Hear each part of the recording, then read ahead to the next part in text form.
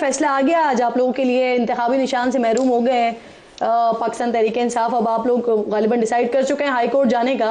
تو سر کیا فوری اپیل میں جا رہے ہیں، اسٹے لیں گے عدالت جج سے جا کر، کیا کریں گے؟ بسم اللہ الرحمن الرحیم. شکریہ جی آپ نے مجھے لینے کا اور میرے موقف کا بات کرنے کا.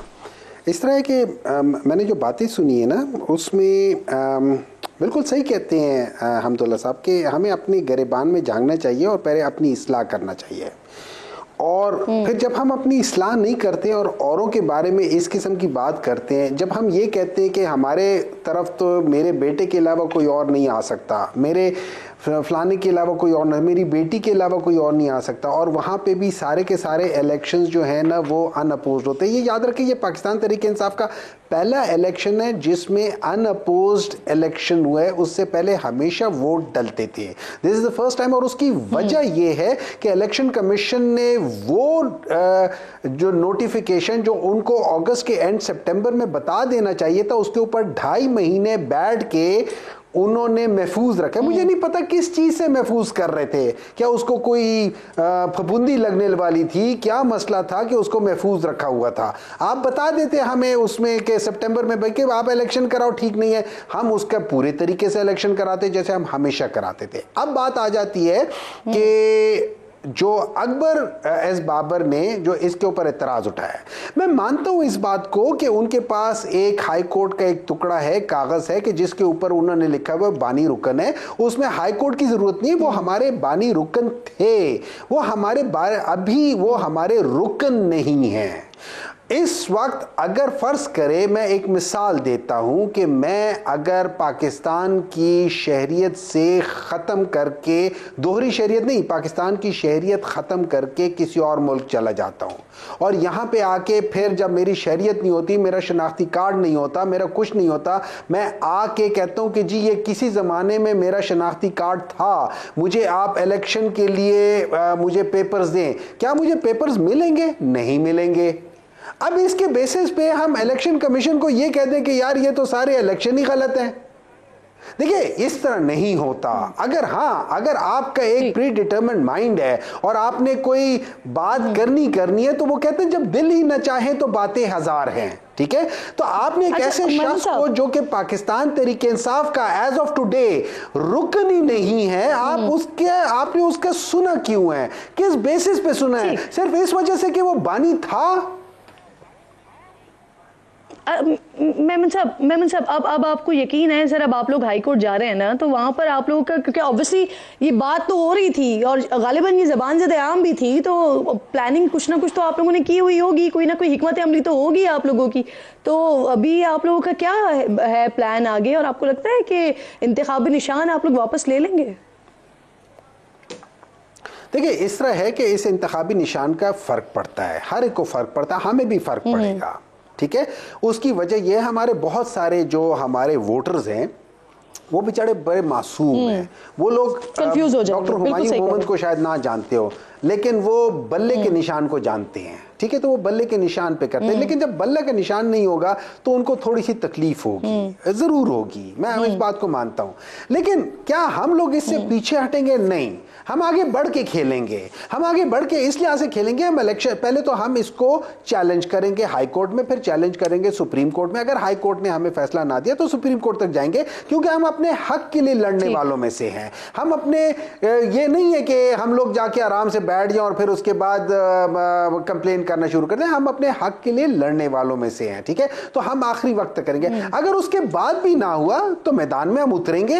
اگر ہم میدان میں اتریں گے اسی طریقے سے کہ ہمارے پاس وہ کہتے ہیں نا کہ اگر یقین ہو آپ کو جو ہو ذوقِ یقین پیدا تو کٹ جاتی ہے زنجیریں. تو جب آپ کے اندر اپنے اوپر یقین ہونا تو پھر ان زنجیروں سے انسان توڑ کے آگے نکل جاتا ہے. ٹھیک ہے، یعنی اگر آپ کو اگر بلے کا نشان ہم الیکشن میں جائیں گے تو پھر اس کے بعد آپ کے پاس آزاد.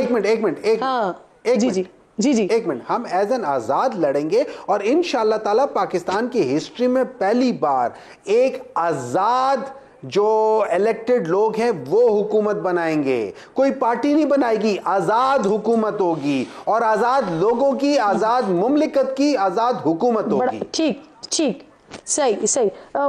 بانی پی ٹی آئی کے الیکشن لڑنے پر بھی بڑے سوالیہ نشان لگ رہے ہیں آبویسلی، کیونکہ ان کا ضمانتیں تو ہو رہی ہیں لیکن وہ اسٹیٹس ان کا برقرار ہے. جدون صاحب، یہ بانی پی ٹی آئی کے الیکشن لڑنے کے اوپر بڑے سوالیہ نشان لگے ہوئے سر. ان کی آبویسلی ضمانتیں ہو رہی ہیں لیکن جو ان کا اسٹیٹس ہے نااہلی والا وہ ابھی تک برقرار ہے.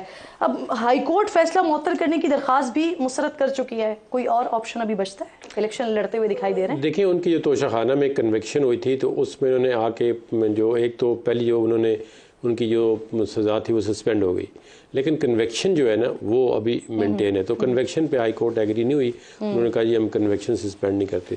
تو جب تک ان کی کنویکشن سسپینڈ نہیں ہوتی تب تک وہ الیکشن نہیں لڑ سکتے. اور ساتھ ساتھ میاں صاحب کے اسٹیٹس کے حوالے سے بتا دیجیے گا کہ تمام کیسز میں باعزت بری ہو رہے ہیں لیکن وہ نااہلی والے وہ میں آپ کو بتاتا ہوں. پہلے یہ سن، اب اس میں انہوں نے جو ہائی کورٹ اسلام آباد نے فیصلہ دیا ہے اس میں وہ سپریم کورٹ میں جا چکے ہیں. تو اب اگلے ہفتے میں 2 ہفتے میں دیکھتے ہیں کہ سپریم کورٹ اس میں کیا فیصلہ لیتی ہے. جہاں تک نواز شریف صاحب کا تعلق ہے، ان کا جو انہوں نے ایک NA 15 سے میں نے ان کے آج نامینیشن فارم جمع کرائے، تو اس میں یہ ہے کہ جو 62(1)(f) کی جو انٹرپریٹیشن سپریم کورٹ نے کی تھی، اس کے بعد الیکشن ایکٹ کی جو سیکشن 232 ہے اس میں ترمیم کر کے انہوں نے جو ڈسکوالیفیکیشن تھی 62(1)(f) کی اس کو 5 سال کے لیے کر دیے.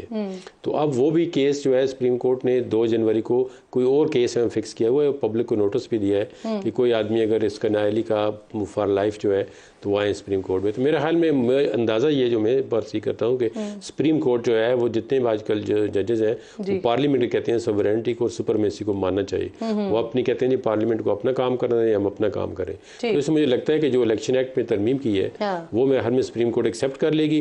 ادروائز بھی امرتا بندیال صاحب جو چلے گئے چیف جسٹس، انہوں نے بے شمار ججمنٹ دی. انہوں نے کہا جی اب وہ خود، حالانکہ وہ دے چکے تھے نواز شریف کو، اس میں ان کو بھی تھوڑا ان پٹ شامل تھا، لیکن کہتے ہیں جی کہ ایک بندے کو فار لائف جو ہے نا اس کی دیکھیں فنڈامنٹل رائٹ ہے. ایک بندہ مرڈر کرتا ہے، وہ 20 سال 25 سال جو بھی سزا نکال کے باہر آتا ہے وہ الیکشن کنٹیسٹ کر سکتا ہے. اور ایک بندے نے ایک جھوٹا کیس میں بانے جی آپ نے بیٹے سے تنخواہ نہیں لی ہے یا 1 کنال زمین ڈکلیئر نہیں کی ہے، تو پھر اسی سپریم کورٹ نے ججمنٹ دی کہ آپ اس کی انٹینشن کو دیکھیں کہ اس نے یہ چیز کیوں چھپائی ہے. اگر تھوڑی بہت بھی، اگر اس نے 2-4 ہزار روپے بھی اس نے ڈکلیئر نہیں کیا تو آپ کو لائف ڈسکوالیفائی کر دیں گے. تو وہ دیکھنا ہے آپ نے کہ اس سے بینیفٹ کیا لیا ہے اس چیز سے. تو میرے خیال میں یہ چیز کلیئر ہو جائے گی. حمداللہ صاحب، یہ جمعیت علماء اسلام مطمئن ہے سر آپ لوگوں کو مل رہی ہے لیول پلینگ فیلڈ یا کوئی شکوہ ہے، شکایات ہیں ابھی؟ دیکھیے، ہم نے 2-3 سوالات اٹھائے تھے. آپ کو یاد ہوگا پہلے بھی آپ کے شو میں اور دیگر شو میں ہم ذکر کر چکے ہیں.